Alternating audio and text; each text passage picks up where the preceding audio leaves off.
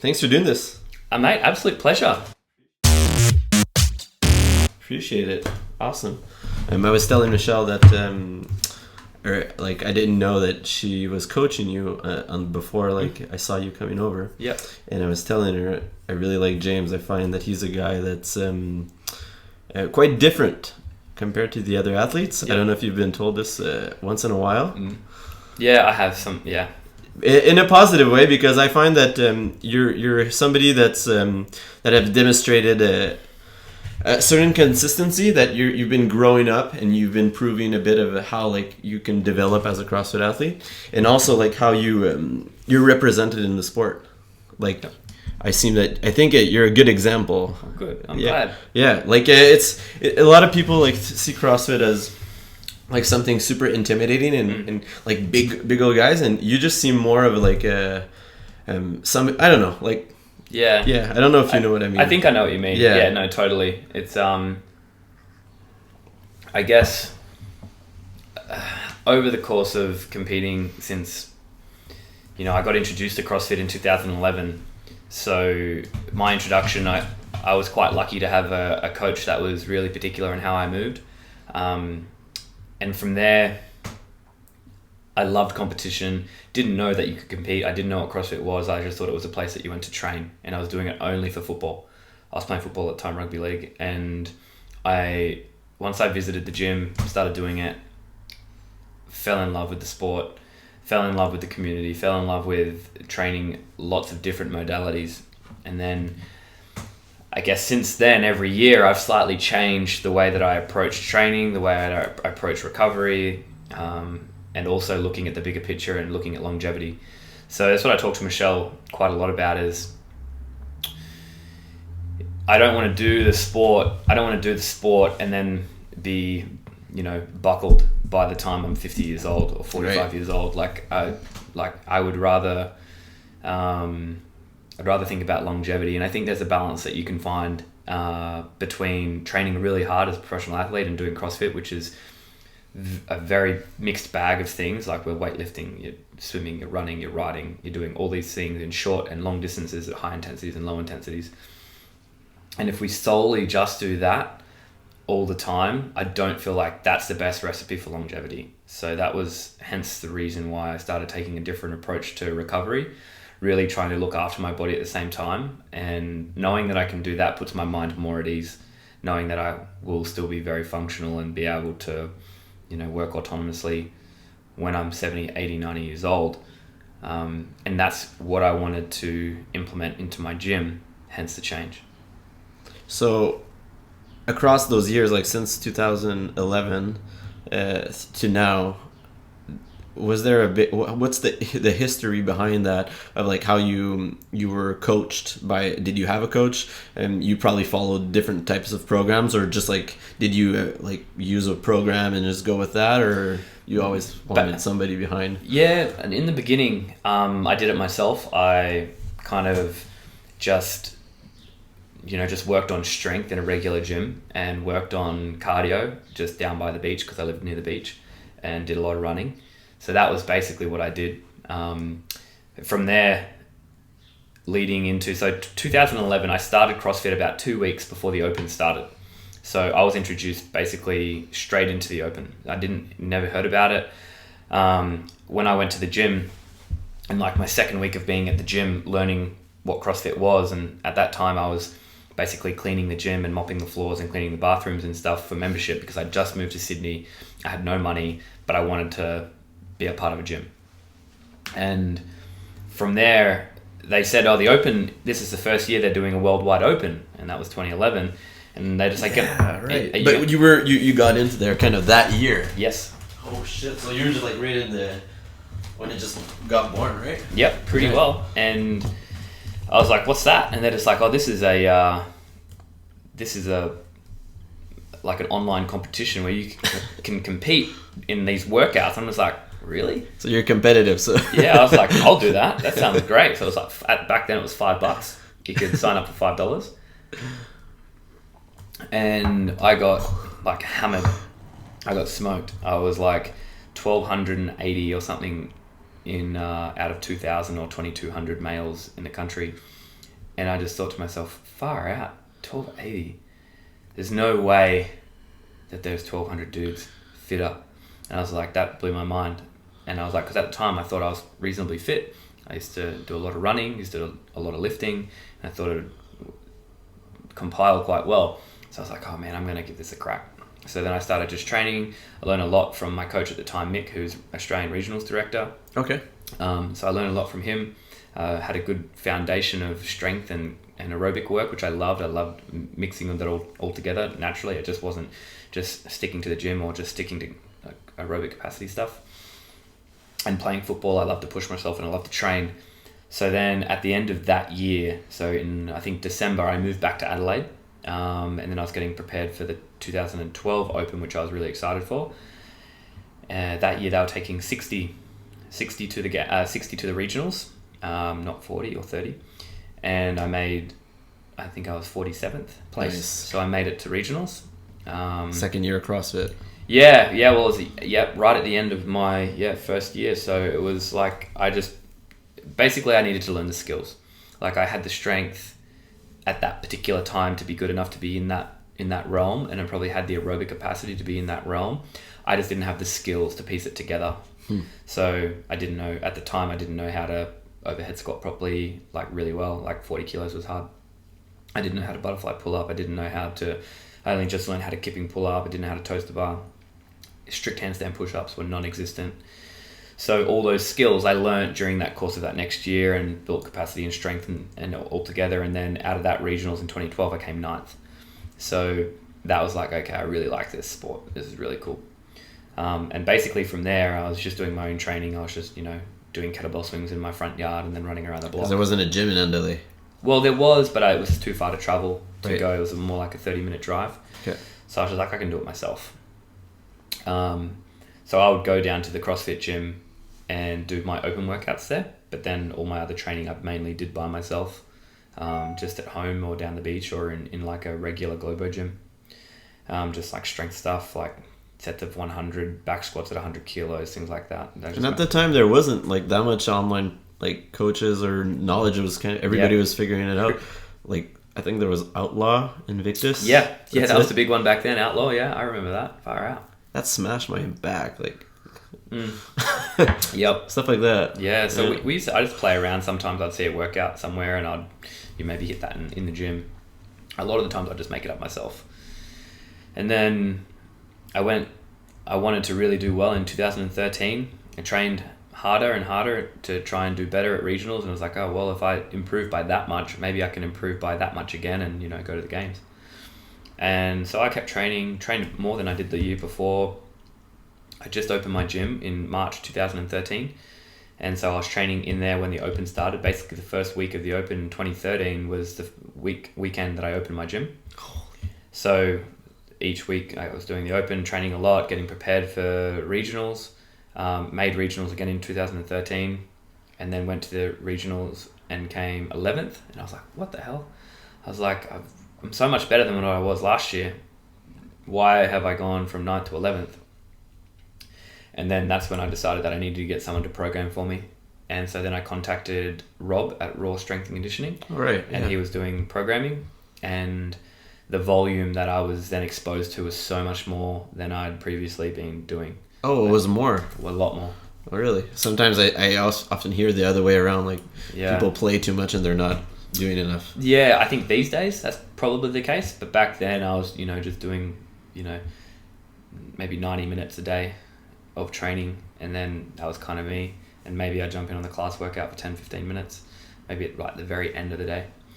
But then from there, I got on, and basically when I was halfway through his program, that's when I'd normally be finishing my session. So it was more like 3 hours of training. And I remember doing the very first session, like vividly remember getting a workout and thinking, holy, this is so heavy. This is like really hard. And it was like opening my eyes to what was necessary. So then in 2014, I went to regionals and I came 4th. So that was when they were taking 3 to the games, and I came 4th. It was 2 points, I believe it was in it. I think it'd been a difference of in the final workout, I had to win that workout, which I did. But then I had to have Khan had to place like 5th or worse. and I think he came third in that workout, third or fourth. So I missed out by 2 points and, all of 4 or 5 seconds. And that was like kind of devastating in one hand, but then I was also, what I'm doing is working. So 2015, I was excited to rip in. Then at the end of that year, I went to, do you remember the competition where they did the hurdle event? Big hurdle event, everyone kept stacking it. Where was that? OCT? Yeah, ECC or ECC was in Boston by Ben. No, it wasn't OCR. OCT. It was like Seattle. Orange. Or it was in Orange County. Okay, yeah, it was okay. And that's when Kevin Ogar got. Yes, so that happened the year before. So then they gave us a hurdle event on concrete, and I was doing this hurdle event, did it, and during that time, I'd also hurt my knee. So prior to that event, I'd hurt my knee. Just had been doing lots of squatting, trying to get strong. Just overused one knee. I got I got a 22 mil vertical tear in my patella, and it's like the first injury I'd ever had. And it was just a lot of jumping, a lot of sprinting, a lot of running, a lot of lifting, and not a lot of self-care. So I was rehabbing that at the same time and already booked my flights to go to OCT and then go to Wadapalooza. They were weeks back to back. It was the first year in Wadapalooza, I think. Yeah, it was something like that. Yeah, it was something like that. And then that was 2015, as end of 2014, start of 2015, somewhere there. And so I was doing that event. My legs were like fairly weak, just because I hadn't been able to squat with the knee. During that hurdle event, I went up on the final hurdle and I got hung up on the top of the hurdle, and it like kind of flipped me back, and I landed on like my back and with my hand down on the ground to brace myself, and I came off the floor and I was like, oh, I'm good. And then my coach was like, oh, how's your wrist? And I was like, yeah, it's fine, it's all good. I was moving around, it's fine. And then like an hour later, my wrist started throbbing a lot. I was like, oh, what have I done? I've hurt my wrist. And then I just braced it up, finished the competition, went to Wadapalooza the next weekend, did Wadapalooza, got home, wrist is still hurting. It was actually this wrist is still hurting. Went and got a scan, and it was like fractured in 2 spots, like 2 little fractures. You didn't get your coracoid? It was something like that, yeah, something like that. And then it also, one was starting with a T, like a trapezoid or something like that. Wrist fucks you up big time, yeah. So I had a torn patella, broken wrist, and I was like, far out. Like I was stressing because I'd done well at regionals the year before. In 2015, I was like, I can make the games, I can do it, I know what I need to do. And it was right in, like, these 2 things were in my way. And so that was frustrating. Went to regionals anyway. My knee still hadn't fully healed yet. It was down to about 9 mils or 7 mils of separation. So it was getting better, and I was doing lots of things to help it get better. And the wrist had healed up. I did my best to prepare. Did 2015, came 13th. At regionals, yeah. Devastated. I was so angry with myself. I was angry at the situation because a lot of it was out of my control. I did the best I could to prepare, but yeah, I probably, in hindsight, probably shouldn't have competed that year. I probably should have let it go and healed up first. Heal up long. It would have taken probably less long. Probably to heal after that. Probably. And then, so after that regionals, I was like devastated. I came 13th. My legs were just so deconditioned. I was aerobically fit. I think I was aerobically probably on par with where I was the year before, but muscularly, stamina was terrible, like in my legs in particular, because I just wasn't allowed to get volume into the legs.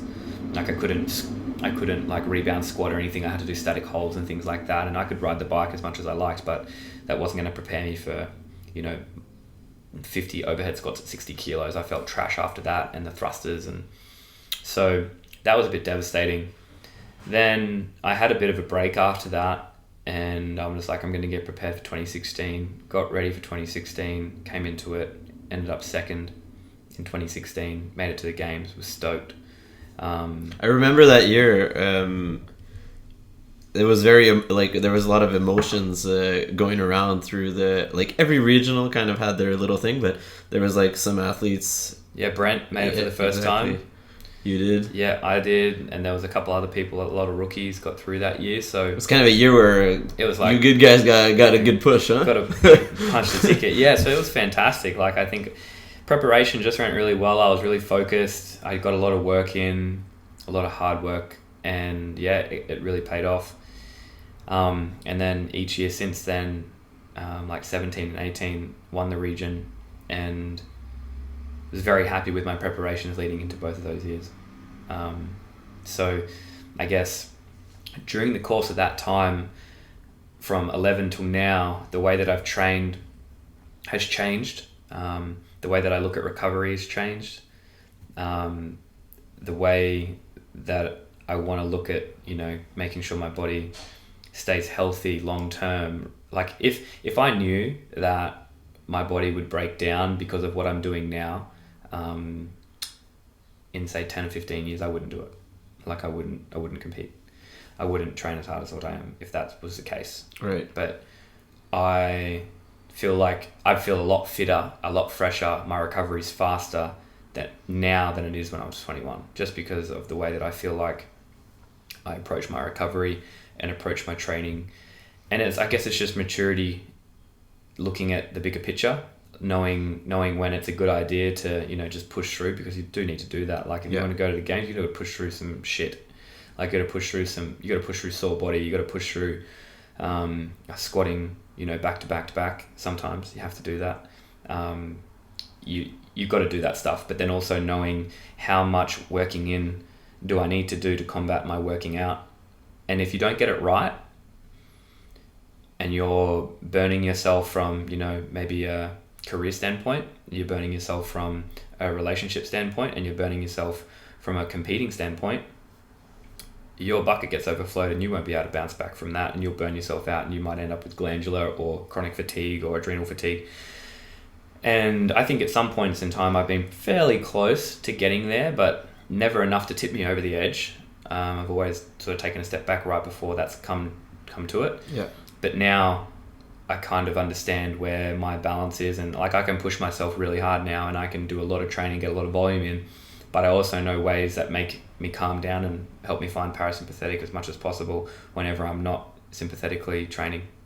But it's like if you're the beginning when you didn't qualify is because you weren't doing enough, and then you were doing enough but you weren't recovering enough. Totally. And now it's just like you kind of found like sweet spot. But it probably in 2 years you'll say something else and it'll be another approach, and you're just optimizing, right? Totally. And I think if you don't adapt and innovate and evolve the way you do things, you'll, like with your business, you'll be left doing the things that people were doing 10 years ago, and we've improved on that.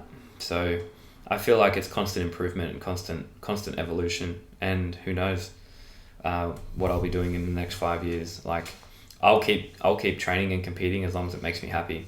Right. And the instant I, dread doing it and dread competing, or I don't want to do it, or I'm dragging my feet. Like I know there's points in time where I've dragged my feet because you need to, and I take that on board.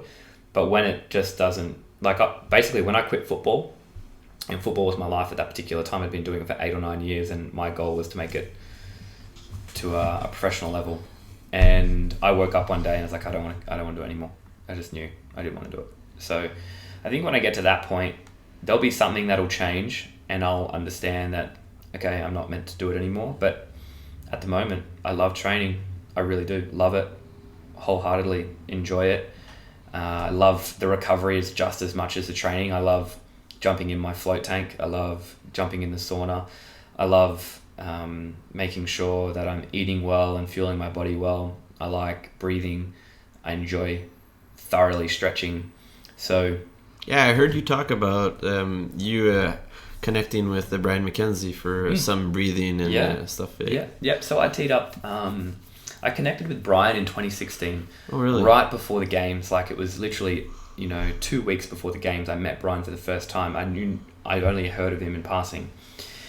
And he was in the gym and he was doing some work with Annie, Thora's daughter.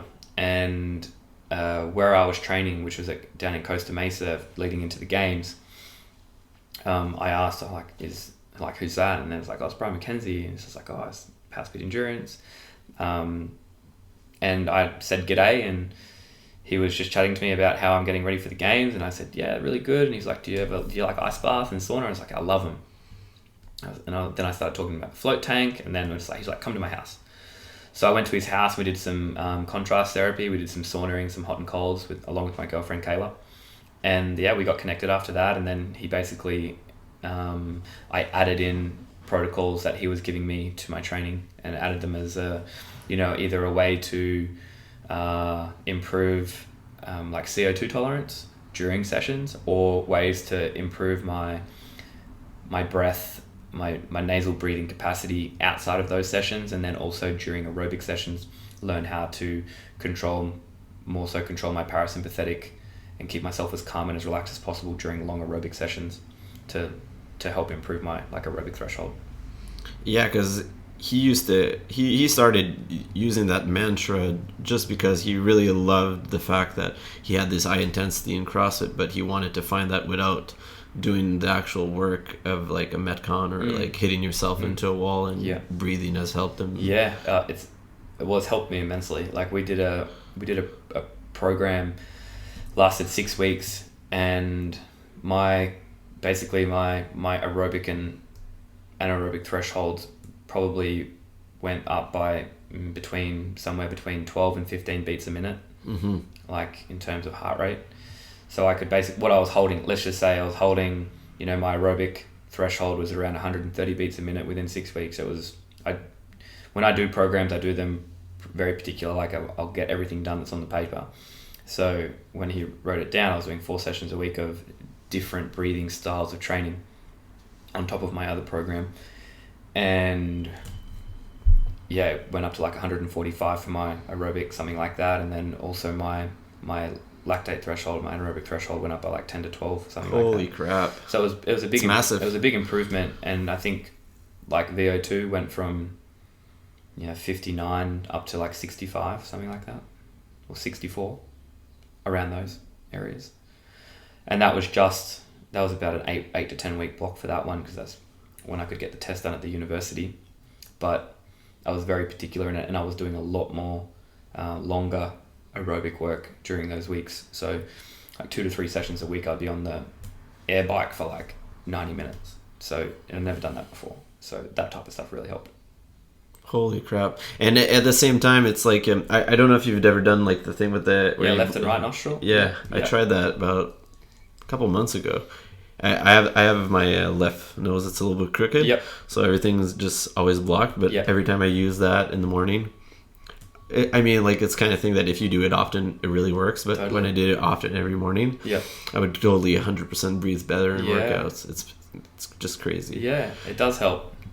With a guy like Brian, how was he was kind of a specialist for like that area. He's very specific to what he does. Did you ever have other guys like do like specific work with you, like an Olympic lifter or? Yeah, totally. So I pretty much went and sourced people that were specialists in each area that I think would have helped me be a better athlete, help give me advice and give me training.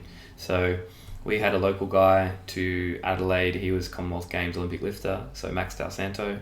Jordan Steffens, he's a strongman guy. He's local to Adelaide. He's Australia's strongest man. And I've worked with a guy named Paul.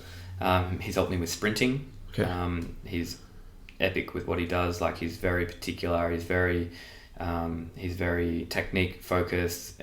The sessions aren't super long or anything like that. They're quality sessions. And also like swimming. Like, I've gone and joined a swimming club, helped me with swimming. I went and did criterium racing on the bike because I love riding my bike, and I was walking my dogs and I saw a crit race going on and I didn't even know it was there. I was like, I want to go do that. So I went and bought a bike, and I went and started doing those crit races. So there was, areas, and I also really good friends with Shane Perkins. He's one of Australia's fastest sprint cyclists. He also gave me a lot of insight into cycling and power cycling and things like that. So I've been lucky enough to be able to meet a lot of people in specific areas that could help construct a well-rounded approach to my training. Not to mention, we also have a guy who trains. He uses space at our gym for his aerial silk art. Like, he trains in aerial silk, but he was Australian gymnast back when he was a junior. So he's a very good gymnast, extremely good gymnast, and he's also very good with aerial silk art. So like his moving his body in space is very good. So along the way, when we opened our gym in 2013, he kind of walked in the door and basically jumped up on the rings in his work boots and his high-vis top, and jumped up and did like a nice, strict, beautiful muscle up to planche up on the rings into handstand push up, and then like flipped his way off. And I said, all right, give me the lowdown. What's the go? And he's just like, can I rent some space from you to run my aerial silk? And I said, of course, just show me how to do that. Let's do it. So I've had lots of help from a lot of different people over the years, and just trying to, pack as many different skills and things into my repertoire of my kit bag that I can utilize whenever I need to utilize them. Plus, I just love to learn. Like, I really enjoy learning, and lucky enough, we have one of, like, back in the day, probably the world. He was probably one of the most consistent long distance triathletes in the world, Matty White.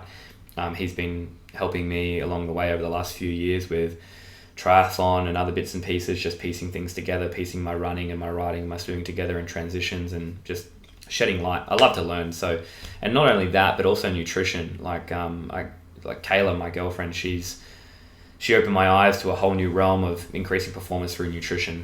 Not only her, but also a guy named Ben Madden. He was epic in helping me transfer ways of working in and learning how to eat better, along with what Kayla was teaching me at the same time, and also learning how to balance my load, my stress load.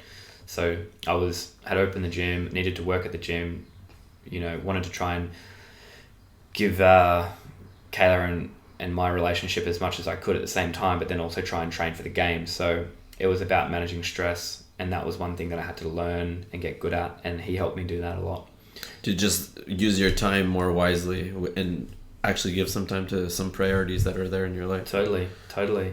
So learning, like, taking some time just to breathe sometimes can be the matter. If you do that every day, it could be the difference between having an extra 10 amazing sessions before the games in 2 months' time, and don't do them in those sessions. You walk into and you're flat, fatigued and low energy, whereas if you just spend some time breathing or relaxing or earthing, whatever it may be, jumping in the float tank and visualizing those areas that give back energy, it's necessary. And I feel like if we want to teach people longevity, we want to teach our clients about longevity, just teaching them functional fitness it's not the be all and end all. Teaching functional fitness is a major part, but that without teaching balance. And a lot of people don't know balance, just the same way a lot of people don't know what nutrition is about, because we never got told, during school, like we were taught the pyramid, the old school pyramid, and that's completely wrong. Happy to say that out loud. It's completely wrong, and what people think is great may not be great. So having an education platform where we can shed some light on my personal experience and how mistakes I've made, things that I've done and worked well, I feel like it's a more wholesome approach and holistic approach to getting people to move functionally, getting them strong, getting them fit and aerobically able, but then also teaching them that being social helps bring you back to parasympathetic. Taking some time to learn how to breathe properly, it's good for you. Taking some time where you don't have your phone glued to your hand is good for you. Going down. That's a hard one. Going down to the beach or finding some grass and just sitting on the grass barefoot is good for you, whether you think it is or not. Try it. It does feel good. And from all these people that have, like, I think you have something good going on. Like, you kind of figured out who's the key persons for each aspect of what you need. But is there, like, I bet that, like, a CrossFit coach, or like the coach that you have right now, Michelle, for like the games, is she more of like a bit of the lead coach out there? She's kind of like, but do you still give her like some feedbacks from all these other people that are helping you? Yeah, totally. So Michelle is like, she's my go-to. Like she does the bulk of my training. Like she will write the bulk of my sessions. She did that like when I started CrossFit. She was my boss. Yep. In 2012, 2013, she was like that. She would like go see all these different people, and yeah, exactly. It makes me think about it. Yeah, 100%. And I like what Michelle, as you know, Michelle's a fantastic swimmer, so she can write really good swimming programs. She's a guru with Olympic weightlifting. She's fantastic. She's been in the games 5 times. Mm-hmm. Like, she's amazing. She knows exactly what to do. So, but she'll ride in sessions, like when I want to go do, like, she knows that I love going down. Like, there's nothing I like more than training with groups of people. I love training with people. I love sharing the fitness. She knows that on a Saturday afternoon that I love getting a group of the guys from the gym, like whether it be 5 or 10 people, and going down to West Lakes and doing a triathlon. She knows I enjoy that a lot. And so she'll go to a triathlon with your buddies, pick your distances that you like, probably around about here and here and here, and enjoy. So she'll write the bulk of the sessions. Like, all my Olympic weightlifting is done by her, all my gymnastics, my metabolic conditioning, all that stuff, all those things are done by Michelle. And then when I say, okay, well, I'm going to go do club swim, she'll just write in swimming session, and then I'll go do my club swim, and the club guys, they write the program and I follow in with what they do. And when I go do, say, a track session outside of what Michelle writes, if I go do a technique-based session where I have someone sitting there watching me in Adelaide, then I'll do what they get me to do. But then Michelle will also give me those sessions where I need them, and she'll write the programs from them. So she knows when I'm going, to club, or I'm going out to see Maddie White for some triathlon stuff, and I'll add in those things when those people are available to see me, just because it just adds extra tools to my kit. But Michelle will write the bulk. She knows what I'm doing, and it's good to always get, like, coming here this week and spending a week with Michelle to get her to watch me train is fantastic, because it gives her so much more insight into the first time that you did that. Yeah, so it gives her a lot more insight onto what I'm like as an athlete, and how she can better coach me when I'm in competition as well, not just in training. So she knows what will make me feel good. She knows how I need to warm up for a specific event. She knows where I tend to, either make a right decision or a particularly, or maybe not a correct decision, and it gives her better ideas on how to structure things for me. So getting face to face with her is great. Yeah. And getting face to face with people to watch me while I'm at home is good too, just because it gets eyes on me and I can learn. So I think it's all about learning. If you decide that you know everything and you stop learning, you won't get any better. I love the fact that you said that, because like it makes somebody so much more humble, just because they're comfortable with like knowing that somebody knows something better in there. And I don't know if it's the fact that it's a woman. I don't know if like maybe men deal a little bit more with ego or stuff like that. I feel like it could be like something similar like that. How was the shift like from Raw to Michelle? Was it something that you kind of like planned, or if you can talk about it? Yeah, totally, of course. So basically what I did was I was with Raw, and then after Raw, I absolutely nothing against Raw whatsoever. Like, I'm still good friends with Rob. Like, he's one of my best mates. I just needed to change just for myself. Yeah. I just needed to change things up. I was just... After all those years, like, sometimes exactly. You just need other eyes. 100%. And that's all it really was. And like, I was quite worried to tell him that, but like, he took it really well. Like, it's just for me. I just needed to change some things up just for my own personal sanity. And then it's like if you're always training yourself and you needed somebody to program for you, but it's the same thing. I feel like you could see different types of, you could probably have like 5 coaches, like that they all would all write a workout. Yeah. And you could probably guess who wrote which program. Totally. So that makes complete sense. Yeah. And so after that, I actually went and spent a year, so leading into the 2018 season, I went and trained with Tia and Shane. Okay, I saw those videos of you guys. So I moved up there for 6 weeks during the Open, and then went home for a couple of weeks, and then went back and did the lead into the regionals up at Gladstone with Tia and Shane, and Shane was coaching me at that point in time, and basically Tia and I was training partners for leading into that season and leading into the 2018 games. And then when Tia and Shane moved to Cookville, it was just not going to add up in terms of time, because I never want to take away from what Tia and Shane have going on. I was basically there because I needed to be training with someone who was as keen as I was to train. and that was a perfect fit, and Yeah, we get obviously. along. We get along great. Yeah. So, and I get along with Shane as well fantastically. So that was a really good fit, and I'm glad Kayla made the phone call to Shane to say, hey, can James come up, because he's not training at the moment, and he's all... Oh, she did that. Yeah, She knew you. Yeah, she was just like, I was at that point in time, like I was looking at it thinking, I'm not competing this year. Motivation, stress, stuff like that. All of the above. Yeah. And then, like, I wasn't probably the most pleasant to be around. So Kayla just said, I'm going to call Tia and Shane, and you're going to go up there, because she knew that I got along well with them, because I got along really well with Tia in the invitationals and at the games. So I spent some time up there, and that was great. But when Tia and Shane moved to Cookville, Tia would be preparing for like when the change of CrossFit season changed and there was sanctionals involved, trying to get Tia ready for a particular sanction event, which was different from the sanction event that I was going to choose. It would have added more stress and complication to doing a program specifically for me, and then one specifically for Tia. So it didn't quite add in, and I didn't want to take away from what they were doing. So we both like mutually agreed that I needed to do something different, which was fine. And I still get along with them great. They're still like my best mates. So I instantly, after that, I thought of Michelle, because I'd met Michelle at the Invitational. I met her at the games. I saw how she interacted with a couple of athletes down in the Australian region, and I'd obviously seen what the type of workouts that she was giving Pat, and I was just like, that's awesome. So I instantly emailed Michelle and I said, hey, can you coach me? I need some help. And she said yes, which was fantastic. And yeah, she's been programming for me since, and basically from that, it's just been a whole different approach to what I've been used to, which is fantastic. Like during this open that's just passed, It's quite a journey, huh? yeah, I kind of needed to take a little bit of a break so I could focus on my renovations at my gym. And she's like, that's okay, you can do that, that's fine, just here's the date that we need to get cracking.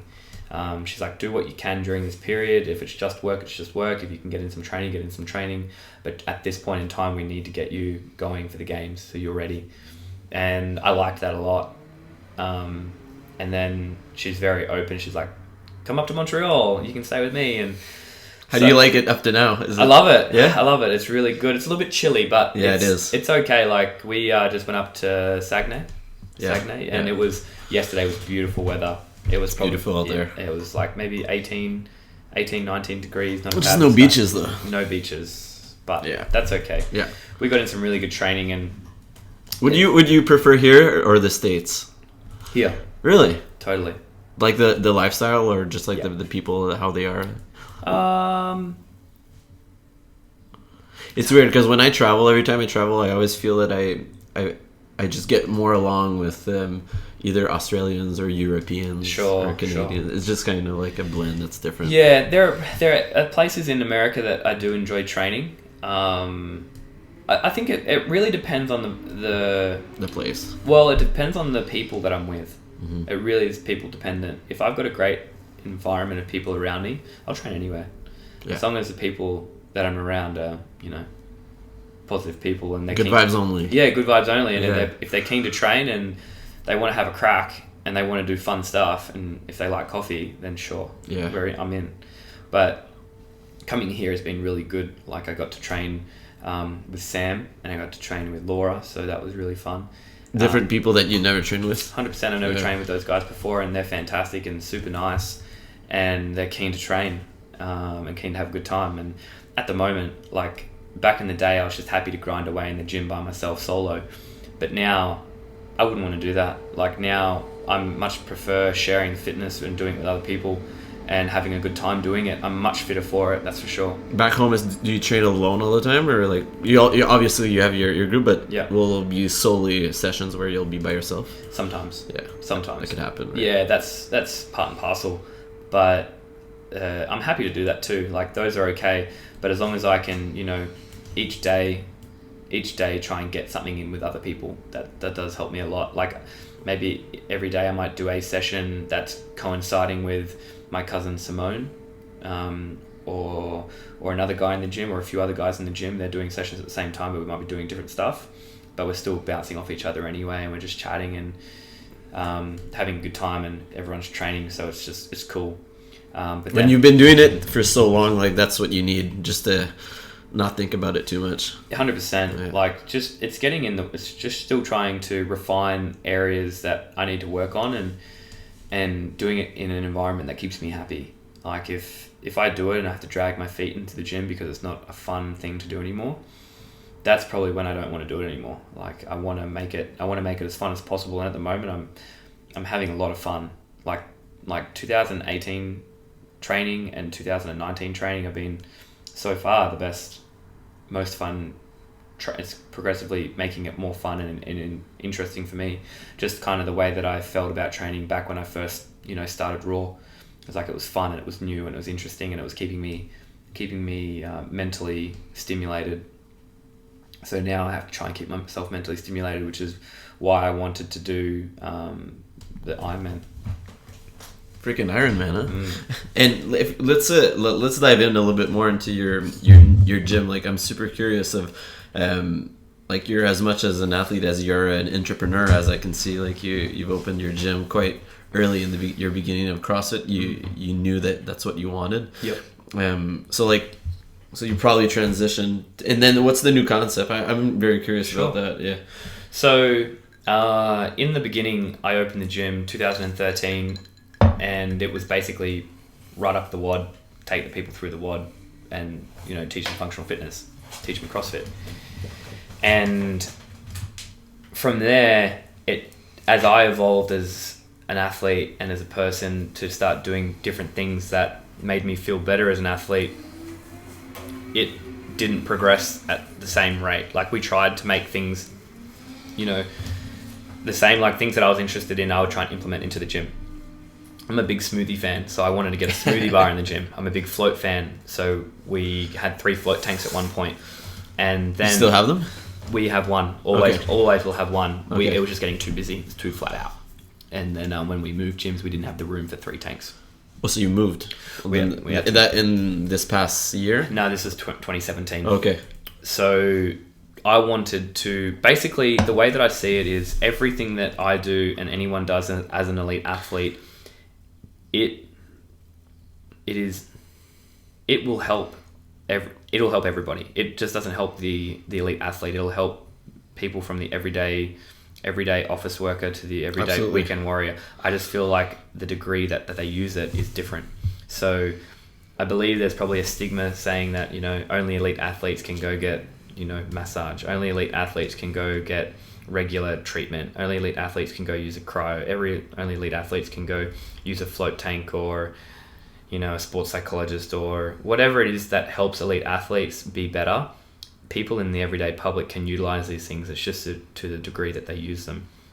So that was the idea behind it. So the things that I've used to help me become healthier, fitter, stronger, more mentally prepared, I feel like people could use them. And that's what I wanted to implement into SOUL, is a way to help create balance and education. So as I progressed on and I started introducing these elements to make me better, they didn't all get introduced into the gym at the same time, because I really wanted to vet them and make sure that they were things that were going to help people. So you're investing quite a lot into some things that are out of the ordinary and the regular, like there's not any supposed to be, but clearly Totally. Well, for instance, with SOUL, so we were CrossFit mode, and then we kind of moved it to mode fitness, and now I wanted to really open it up and create an environment that was as holistic as I possibly could, and that catered for absolutely everybody, and then also was not just a gym, but a place that people could come and be social. So I don't think there's anything that I love more than being social over a coffee. So we introduced the espresso bar. So awesome, we've got the Soul bar there, which is you can go get, if you want a macchiato, get a macchiato. You want a latte, you want almond latte, you want a cappuccino. Sure, you can come in, you can get a coffee, you can have a chat to your friends before you train. You can chill out, you can relax, you can do it after you train, whatever you want to do. I want people to hang out and enjoy and feel like they're a part of something outside of their work, which they may not enjoy that much. It's a place where they feel welcome and they can feel a sense of community, and that in itself is such a big part to mental health for a lot of people that I think if we can help with that, that's teaching longevity. That's teaching people better habits. It's getting people outside of their regular, monotony. And I think that goes a long way in keeping people healthy. So that was one side of it. I wanted it to be just as much a common social community espresso bar style feeling as well as a gym. It's not a gym with an espresso bar attached, and it's not an espresso bar with a gym attached. It's both. And I feel like that's a cool place that I would want to be around. Man, I would love that so much. Like that's one of the nicest concepts I would think about, because like you say, if you appreciate it, like probably other people are gonna appreciate it. There's some common ground. People, and I've always felt that way. There's, if you like a particular style of art, guaranteed there's someone else out there that likes that particular style of art too. So chances are, if I go to Australia and like there's like a tons of gyms and I see like all these things that are in it, and then I see this at your gym and they're all things that I like, most likely that's where I'm gonna go. 100%. And that's the idea. So we have those two elements, but then as part of the recovery or yin side of the facility, it's like the espresso bar, the smoothie bar, the deck. You can go out and sit in the sun, get some sunlight. Oh, you guys have a deck? Yeah, got the deck. And are you close to the beach, or? We're in the city, so 15 minutes. Not far. It's very close. Could ride my bike there in 15 minutes. And then we also have the massage therapist. We have the float tank. We have like the Normatec compression boots, and then we have like the myotree and stuff, and with the complexes and stuff like that, so people can chill out and relax. Have people, like, sorry to be like, right. I don't want to be in bad vibes, but no. have people been like, obviously your members must have been like super happy about those changes and modifications, but has other people from around you like kind of discouraged you or been negative about like saying like, oh, it's not going to work? There's been times, like, whether they know that I know or not, I do know. And I know exactly the people that said, oh, it'll never work, and they're going way too big, way too quick, exactly. But I don't know, there's a sense, if you believe it, right? There's a sense of, I feel like I know what's going to work, and if it doesn't work, I'll try something different. Simple as that. It's just trial and error, but it's a calculated risk that I take up, because my dad is a full-time employee of mine. Oh, really? He's our manager, so that's awesome. I wouldn't do anything that put his job in jeopardy. Yeah. Well, not enough to really, make it really risky, right. But I only want it to progress and get better, and a lot of the times it's for him too. So I want to be able to create an environment where he can work and be healthier and live a longer time and have a healthier lifestyle. So that's a big part of it as well. So all these decisions, they're taken pretty much like the ideas are from you. You share it a bit to the people with who you work, and correct. Then you see like if it's a good blend. Yep. And then aside from the yin style, we also have a ROMWOD corner where people can ROMWOD any time of the day from 5:30 until 8 p.m. at night, or 8:30, which is fantastic. But then as for classes, so we were running only CrossFit classes before, so now we call them strength and conditioning. Just broadens it up, and it just helps to alleviate some of the vibes that they get from instantly hearing the name CrossFit. So strength and conditioning, we still run like 42 of those classes a week. But then on top of that, we've added in about another 10 classes on top that are slightly modified. Well, not slightly, they're quite drastically modified. So we run an endurance class, we run a barbell class, we run a build class, which is a bodybuilding class. Nice. We do a kids, we do a juniors. So juniors is like kindergarten, so 3 and 4 year olds. We have a kindergarten across the road, which we teach 4 times a week. So they come in and have a blast for 30 minutes. And they just go back to back, so it's an hour, so it's 2 30-minute classes of 2 different groups of kids. Do you give those classes? No, I don't.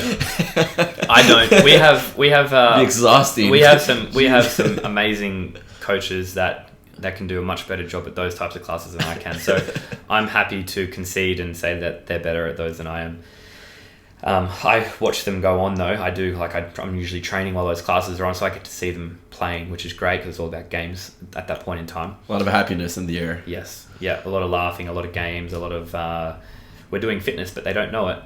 So, and then we also do kids, and then teens. So there's 3 different age groups there. And then we also do, on top of that, we do something, we do a soul fit class, which is like 45 minutes of very lightweight, super lightweight, but more like high intensity interval work, which is a good way to progress into doing CrossFit if CrossFit is somewhat intimidating or strength and conditioning is intimidating, or if you just don't want to lift heavy weights, you just want to come in and get a sweat on and get going. We've got that class as well.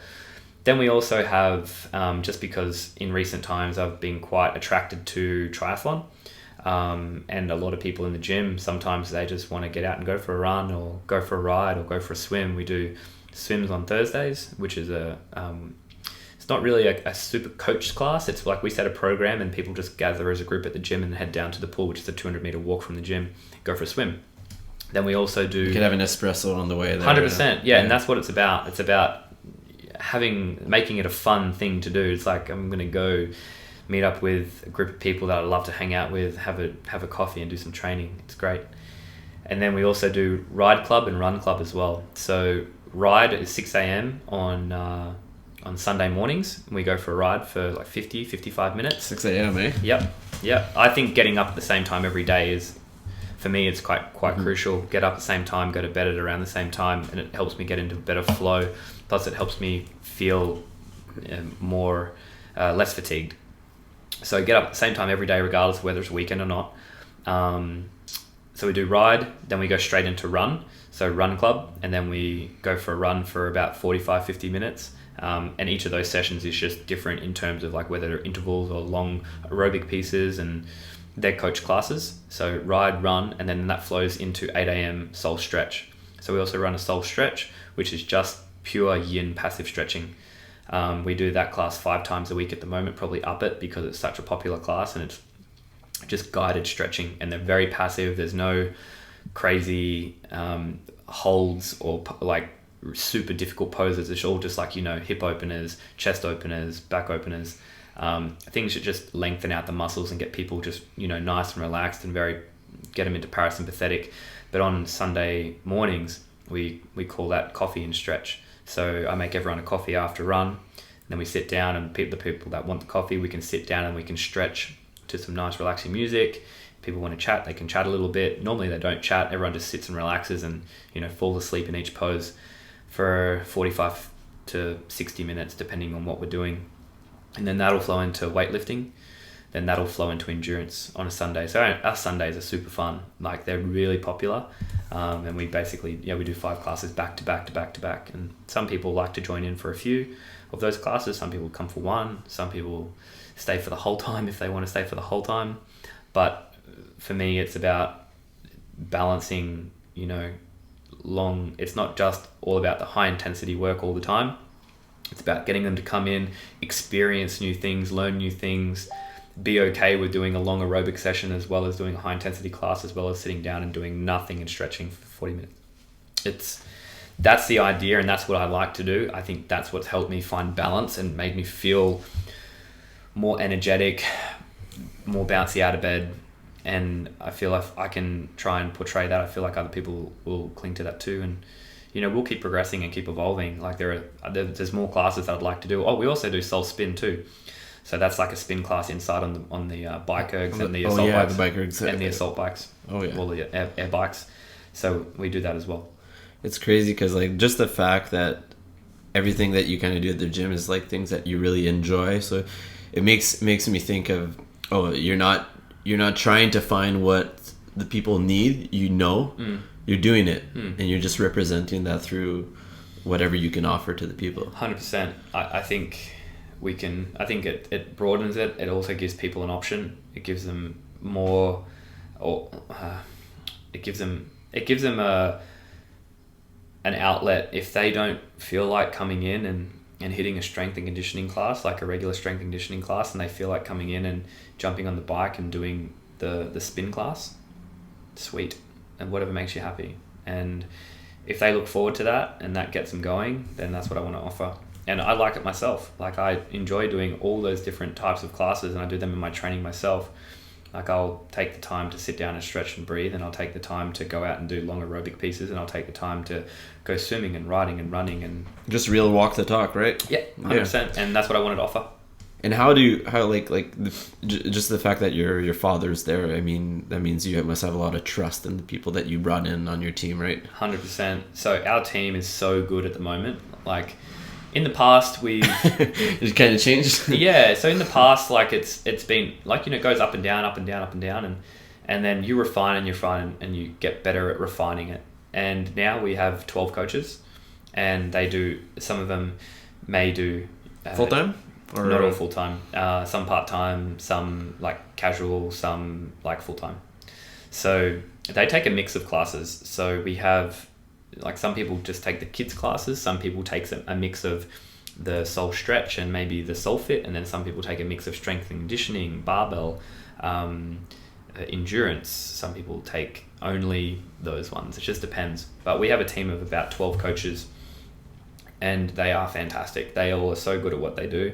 And I'm so happy with the team that we currently have. Do they only coach, or do they also do other tasks in the gym? No, they take PTs as well, but that's their own thing. So we allow them to take PTs off their own bat. If they'd like to take PTs and they don't pay rent for that, they just do it. I'd rather see them, like my goal with my coaches is I want to be able to create a place where they can make a career. Like I don't want them to use it as a stepping stone to something else. If they want to make what they do as coaching a professional thing for them and make it a career, I want to be able to set the platform for that. So I want them to be able to make an income where they're comfortable to travel, where they're comfortable to buy a house, where they're comfortable to buy a car, where they're comfortable to do it for as long as they like. I don't want it to just be that part-time thing that they do on the side while they're figuring out the rest of their life. That's what most gyms are all about. It's just like just a step, right? Yeah. So we're trying to look at a bigger picture, and I know some of our coaches really want to do that as a career, and I don't see why that can't be an option. And so we're now trying to progress it into a point where we can make that available to them. So just going to take a little bit of time, but if they hang in there, we can make it happen. Nice. And I've seen that your girlfriend is also involved into the gym. Yep.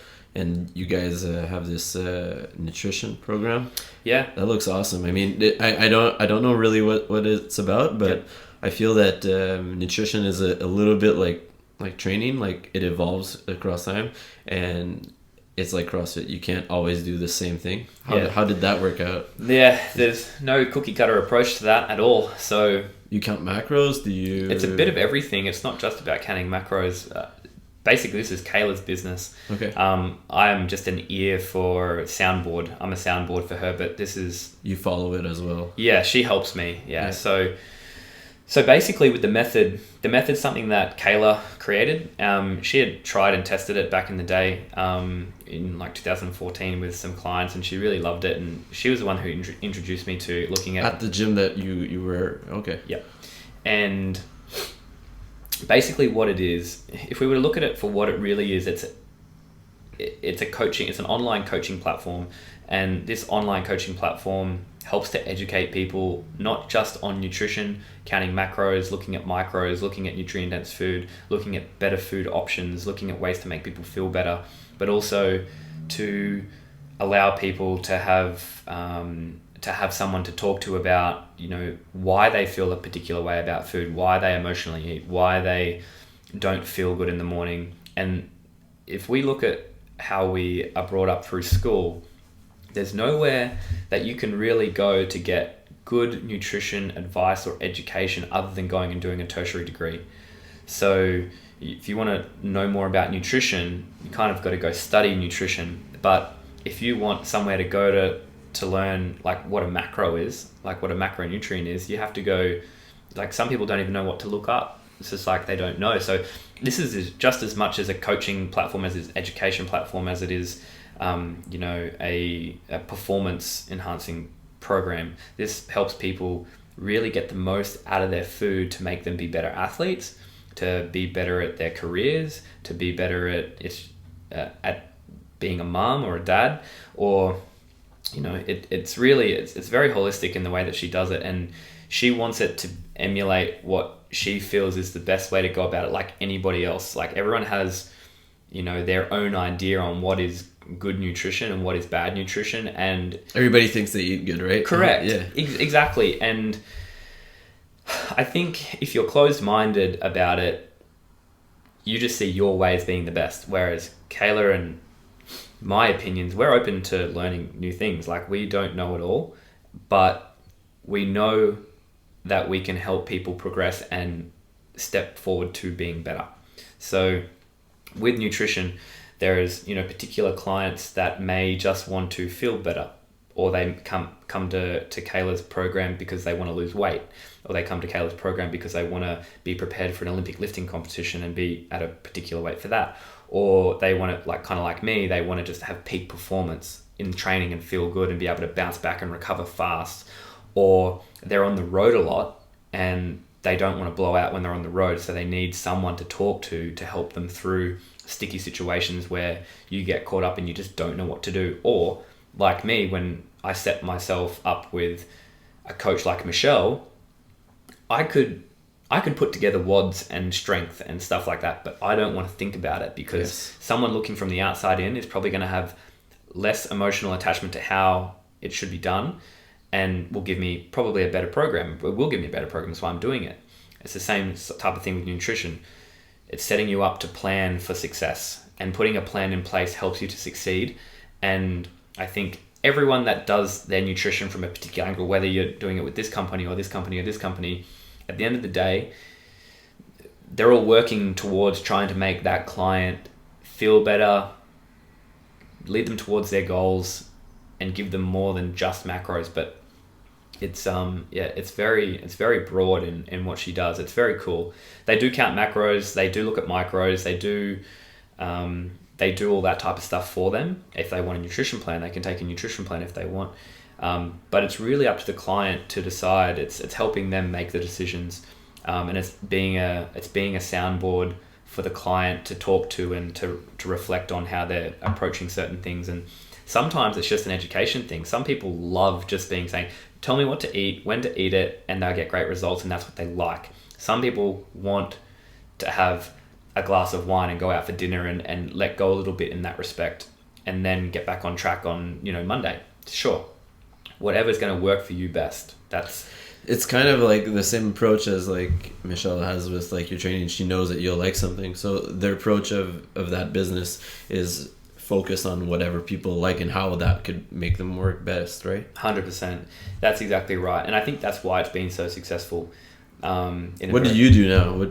How was your approach across all those years? Did you follow a strict diet at some point? Did you get a meal plan, or were you just kind of like that Rich Froning, like just eating peanut butter? Nah, I'm not like that. While I've been here in Montreal, I've been experiencing the culture of food here, which is cool. So it's very different, and I've never been to Canada before, apart from Toronto, which is a very fast trip. So I've let myself eat a little bit out there while I'm here, but normally I try and just stick to an approach that I'm quite a chronic undereater, so I don't eat a lot, and sometimes, and it does work for me. You forget about it, right? Yeah, okay. It does. You're one of those. Yeah, I do forget about it, but now I'm consciously. You'll have a bad training session if you didn't eat enough, right? Yeah, sometimes. So now I'm conscious about when I should eat and when I shouldn't eat. So I know that I usually roughly, so on average, I have between 38 and 4,000 calories a day. 4,000 somewhere around there. Oh yeah, I bet with all that training. Yeah, so it's not a crazy gross amount or anything like that, but I try and space that into a window of eating during the day. So during the morning, I like to fast for a little while. In the morning, I don't like to eat when I initially get up in the morning, and that works well for me. Like, I feel good, and I feel good in training. Did you train on an empty stomach? Yeah, sometimes. Yeah, just depending on what it is. If I know that I'm going into a heavy lifting session, I need to have something in me just because I feel lightheaded. But if I'm going out and doing aerobic work, like if I do Sunday mornings and I'm going out taking the crew for a bike ride, then I'm going for a run, and then I'm doing stretch, I won't eat until the end of that. So that's 3 hours. And I won't eat until the end of stretch. So that's like 9:30-ish. So, but if I'm getting up and I know I've got a heavy lifting session, then I'll need to get something into me before I do that, just because I want to be able to, I need something where I feel lightheaded when I'm front squatting or cleaning or snatching. So for me, and it also changes for me as I go through periods of the year where volume and intensity increases and when it goes down. And in my off season, I don't need to eat as much, not ridiculous amounts. And then when I get back into like maybe a strength gaining period and I wanted to add a little bit of size and strength, maybe I'll go up a little bit more. But for me, it's really about quality. It has to be about quality. It is about macros as well, because I need to hit my macros. I do feel better when I do get it very close to my macro targets, and I noticeably feel better, so I want to do that. But then it's not just eating whatever to fit those macros. I'll try and eat as much stuff grown from the ground, as little processed food as possible, stuff that's good for my gut, making sure I'm trying to get antioxidants and vitamins and minerals in, and putting salt with my water, and all the things that do add up to make me feel good and make me feel confident in the preparation that I put in. Sometimes confidence is all you need at the end of the day. And if I do those things and I'm feeling great, then I know I've laid a very good foundation for putting it all on the line when I get to the games. And knowing when I get to the games, I have to up what I do, because I'm not just burning energy during workouts. I'm burning energy thinking about the next workout, burning energy worrying, or burning energy, nervous energy. Making sure I can combat that as much as possible. That's when nutrition plays a very big role. I feel like, so was it always like that? Or Not always. Did you kind of like struggle at some point where you needed that help that you're receiving right now? Totally. And was it at the games or? Well, yeah. So my first year at the games, I chronically undereated. Fuck. Underate, should I say. And I just wasn't having enough, and I just felt powerless, if that makes sense. Powerless. I felt like I just didn't have the strength, even though I trained hard. I just felt like I was lacking in strength and lacking in get up and go. So we worked on it, and it's like regionals. It took me 5 years to make it to the games. It's just refining and fine tuning what I do. So, and at the end of the day, like, I don't expect myself. Some things I jump into and I'm crush it straight away. Some things I jump into and it takes me longer, but I'm happy to work at it, because I think learning and innovating and evolving in every area that I do is part of the process. So nutrition is just one dimension, the kind of the foundation that everything is structured on, and everything that you eat turns into what you are. It's like, I want to build my cells, my muscle cells, with good quality protein. I want to build connective tissue that's strong. I don't want to put shit in and then expect my body to perform extremely well. Like, it doesn't work like that. In my mind, it doesn't work like that. And maybe to someone else who doesn't care so much about it, that might work for them. But if I know that I'm just putting in shit all the time, the instant that I get into a workout... It was placebo, for sure. Yeah, the instant I get into a workout and I feel shit, I'll be like, it's that shit food that I ate, So it's... You associate it to something bad, yeah. 100%. 100%. Yeah. So I try to do the best I can in that respect, and like, I'm not perfect in any way, but I'm conscious about making sure that I'm putting in good quality food in varieties of colors and varieties of different things, and trying to eat constantly with the seasons, and understanding that the gut is a big factor in determining how you feel, how you function, how you assimilate, how you break down food, and how your immune system functions, and how fast you recover. And at the end of the day, I want to recover fast so I can train again. And if all those things are on point, and the systems, like every system inside our body, they're not individual systems, they all work together. So you can't treat it like this part works by itself over here and has no effect on this part over here. So I think the basis of all that is like the gut. And I feel like if I can put things in to my gut that is, healthy for that to operate properly, my brain will operate properly, my sleep will be optimized, and if sleep's optimized, my recovery is optimized, and if that's optimized, then my performance in training is optimized, and then my competition is the best I possibly can do. And at the end of the day, go out there and do my best effort, regardless of anything, just give my best. It is what it is. Have you been into juicing? Like healthy shots and stuff like that? Oh, like cold press juicing? Yeah. Yeah, we have a cold press juicer. That's awesome. I do like juicing. Juicing is good. For your gut, yeah. 100%. Like my favorite juice is just pure beetroot and mint. simple, so simple. Beetroot, mint, and maybe a bit of ginger or turmeric. I think I have that. I'll make Perfect. you one later. I hate like how do you say that in English? The fucking it's a beetroot. Beetroot? Beetroot, yeah. Yeah, beetroot. So I hate beetroot. I don't like to eat it. Yeah. So when I started juicing with that, I just loved it, and I felt so much better about my digestion. Yeah. So that means I'm like, oh shit, like all these years, like not having that, and that was Yeah. probably a vitamins that I wasn't having, right? Totally, and it's also like beetroot is so good for vasodilation and increasing like nitrates. Yeah, my aerobic capacity, just like, so every like morning I'll have some, or so like usually leading up to like competition, like you can do like beetroot loading or like beets loading, so and you can have like a higher amount and try and increase your nitrate levels, and it increases better blood flow and dilating the capillaries, getting more oxygen to the system, and it's very cool. So that I love learning about that stuff. I'm like in no way, shape or form am I like a qualified nutritionist or anything like that, but I do love to learn, and I like to look into those things. I love listening to podcasts. I love furthering my knowledge, and I'll put it into play myself. Like I'll try these things myself, and if I find that they work well, then sure. I'm not about to keep it from anybody. I'll let people know. It's like, I tried having a liter of beetroots every day for a week and see how I feel, and I felt great. So that's the way I feel. Try and error, right? Yeah, exactly. Yeah. I guess it's a lot of these things, I guess, anecdotal, but if we wait for peer-reviewed studies every 10 years to come out, then it'll take a while. So there are things that you like look at and you think, I don't really, I'm not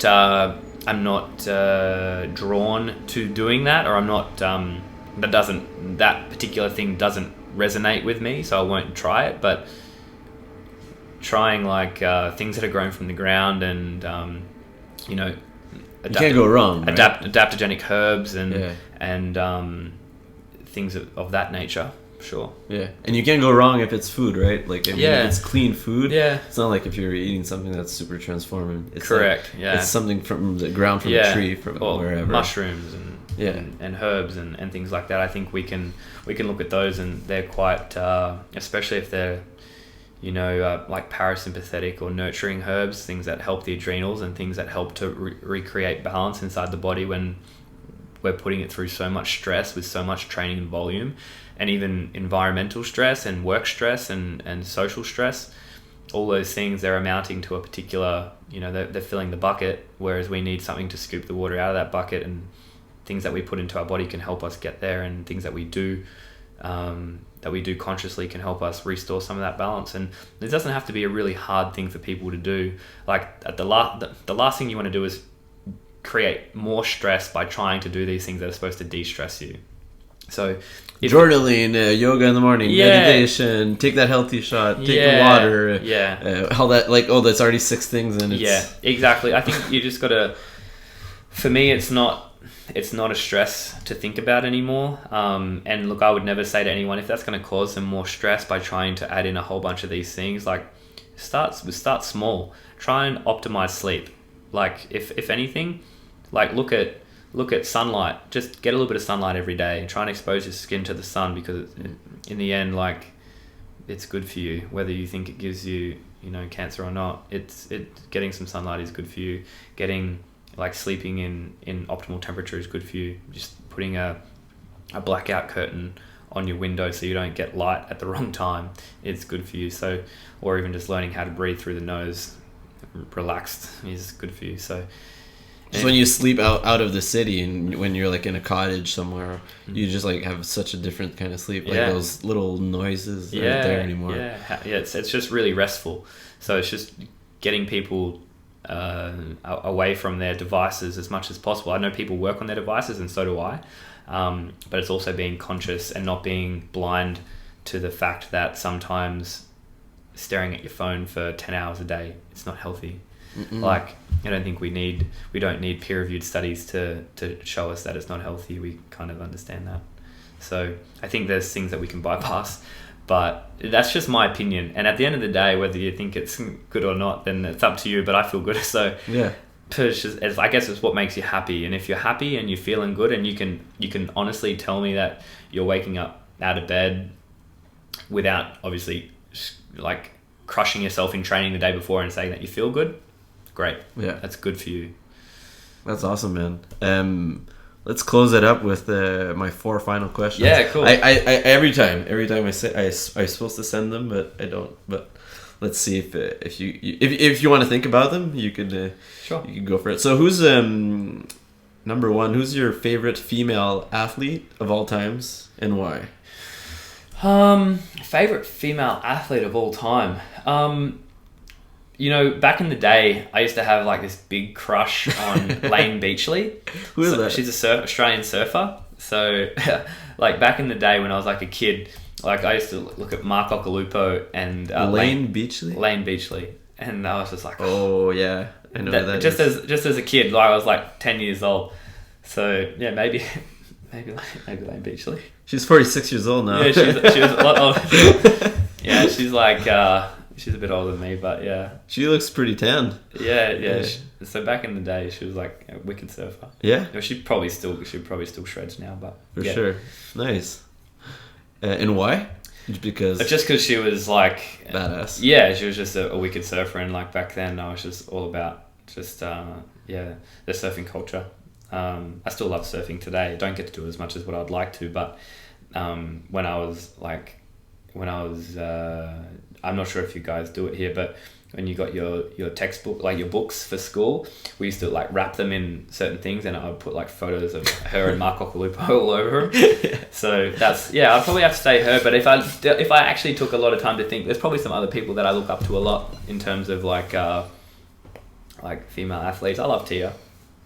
Yeah, and she's a good friend of mine. So like she's very inspiring. With what she can do, like with the games and the Olympics and the Commonwealth Games. Like she's just an inspiring person, and that's coming just from being so close with Tia. I think she's amazing. Yeah, she looks pretty down to earth when you just hear her talk. She's really cool. There's no one like her, that's for sure. We'll try to get her on sometime. Yeah.